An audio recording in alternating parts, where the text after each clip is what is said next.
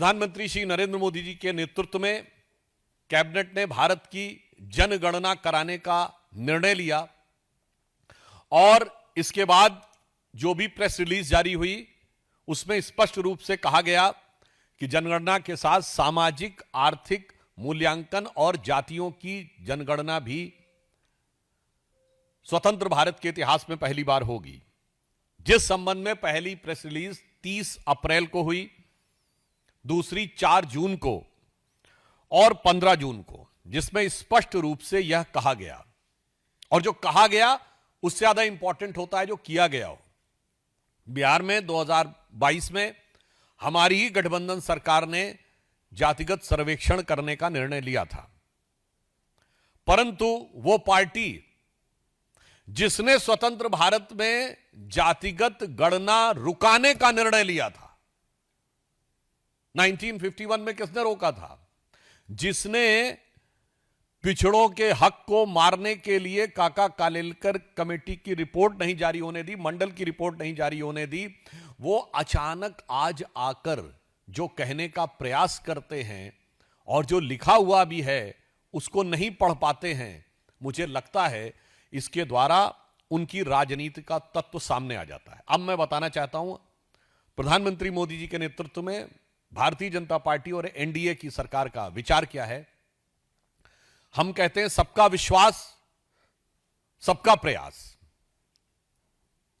अब इसीलिए हमारी सरकार जिस विषय को लेकर सामाजिक सांस्कृतिक सर्वेक्षण, सामाजिक और आर्थिक सर्वेक्षण और जातिगत जनगणना कराना चाह रही है, उसके पीछे हमारा उद्देश्य है सभी जातियों की पहचान, सभी जातियों को सम्मान और सबसे पिछले छोर पर खड़ी हुई जातियों का उत्थान। मगर जो इंडिया गठबंधन और कांग्रेस की सोच क्या है? केवल अपने अपने परिवार का उत्थान और उसके लिए जातियों में घमासान। हमारी सोच और उनकी सोच में एक मूलभूत अंतर है। हम सभी जातियों की पहचान, उनका सम्मान और उनके उत्थान के लिए समर्पित हैं। ये अपने परिवार को सारा मिष्ठान, उसके लिए सब वर्गों में हो जाए घमासान, ये उससे ज्यादा प्रेरित है। ऑन द टेक्निकल एस्पेक्ट मैं कहना चाहूंगा, इतने लंबे समय तक सरकार में रहने के बाद कम से कम कांग्रेस पार्टी को टेक्निकल इश्यूज समझने चाहिए। जातिगत जनगणना का नोटिफिकेशन केंद्र के द्वारा होता है। राज्य जातिगत जनगणना कर ही नहीं सकते, तो किस राज्य के नोटिफिकेशन को दिखा रहे हो? वो केवल सर्वे कर सकते हैं। सर्वे को नोटिफाई करने का प्रोसीजर अलग है, उसका स्टैच्यूटरी प्रोसीजर नहीं है, गवर्नमेंट ऑर्डर है। जातिगत जनगणना केंद्र के द्वारा की जाती है, उसका स्टैच्यूटरी प्रोसीजर है, followed by the government order है। और वैसे देखिए, ये स्वयं जिस तेलंगाना राज्य का उदाहरण दे रहे हैं, पहली बात तो वहां सर्वेक्षण हो रहा है, सेंसस नहीं, स्पष्ट समझना चाहिए। गणना नहीं हो रही है, सर्वे हो रहा है। दूसरा, जिस राज्य का उदाहरण दे रहे हैं वहां के मुख्यमंत्री तो अभी बोल रहे हैं, उनका आज ही का बयान आया है कि पैसे की कमी हो गई है,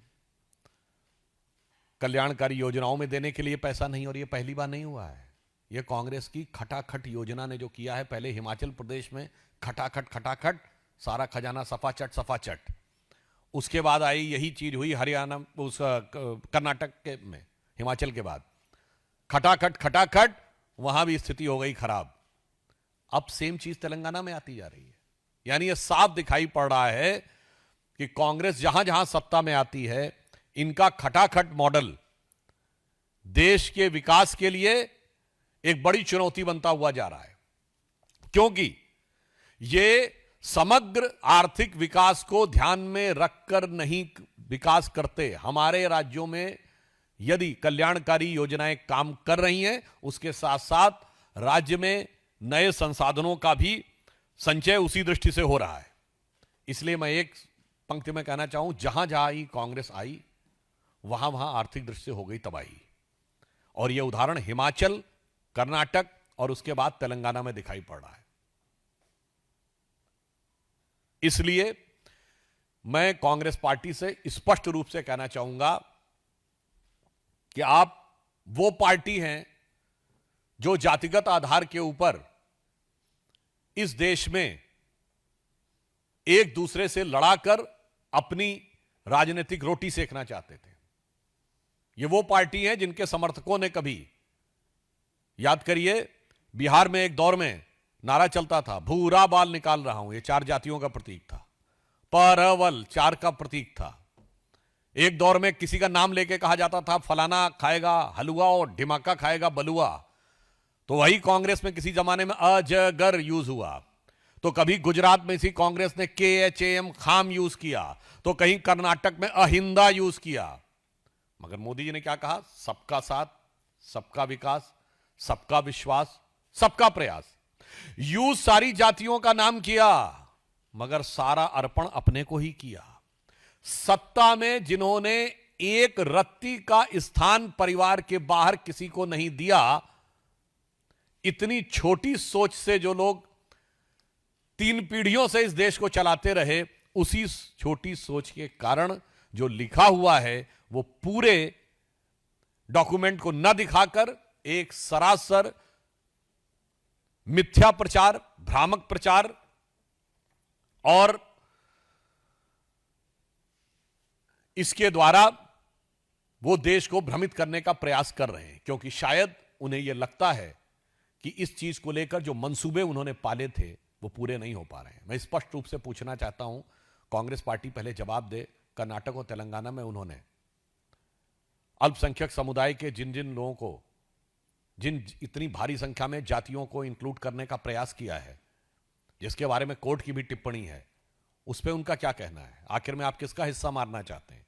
पश्चिम बंगाल की सरकार ने जिस भारी संख्या में मुस्लिम समाज के लोगों को ओबीसी में इंक्लूड किया है, जिसके लिए पिछड़ा वर्ग आयोग ने बाकायदा जवाब तलब किया कि संभवतः शायद 91 में 73 जातियां मुस्लिम समाज की थी।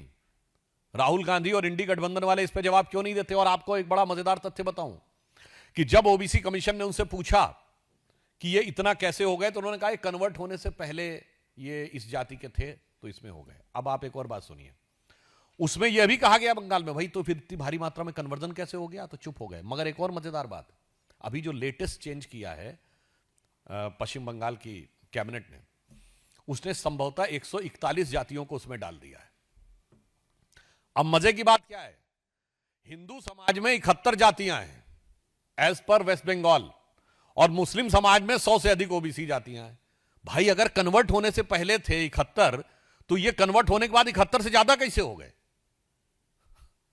यह साफ दर्शा रहा है कि आरक्षण के नाम पर वोट बैंक की राजनीति करके पिछले दरवाजे के द्वारा पिछड़े वर्ग के आरक्षण में सेंध ही नहीं लगाना, जिसे कहते हैं ना पूरी की पूरी दीवार ढहा देने का काम इंडी गठबंधन की सरकारों के द्वारा किया जा रहा है। इसीलिए प्रधानमंत्री मोदी जी के नेतृत्व में हमारी एनडीए की सरकार ने जो एक सकारात्मक निर्णय लिया है, उसके द्वारा होने वाले इस सकारात्मक पक्ष को वो स्वीकार करने को तैयार नहीं रह रहे हैं।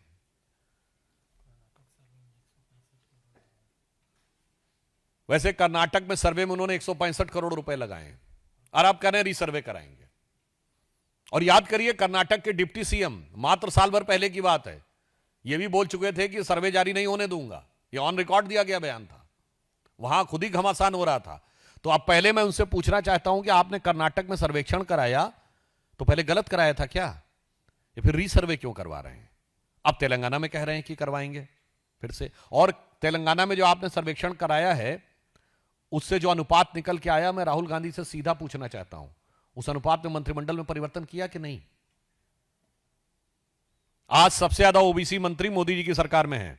मैं पूछना चाहता हूं तेलंगाना में कितने ओबीसी मंत्री हैं? और मैं राहुल गांधी जी से भी पूछना चाहता हूं और कांग्रेस पार्टी से कि 2014 में जब डॉक्टर मनमोहन सिंह जी की सरकार ने इस्तीफा दिया, कितने ओबीसी मंत्री थे? 2-3 भी नहीं थे पूरी कैबिनेट में। इसलिए इससे बहुत साफ हो जाता है कि इनका उद्देश्य समाज के अंदर भ्रम पैदा करना और अपने परिवार के हाथ में सत्ता रखना है। चूंकि वह उद्देश्य बिखरता हुआ नजर आ रहा है, इसलिए इस प्रकार के प्रपंच, झूठ और मिथ्या प्रचार का सहारा लिया जा रहा है।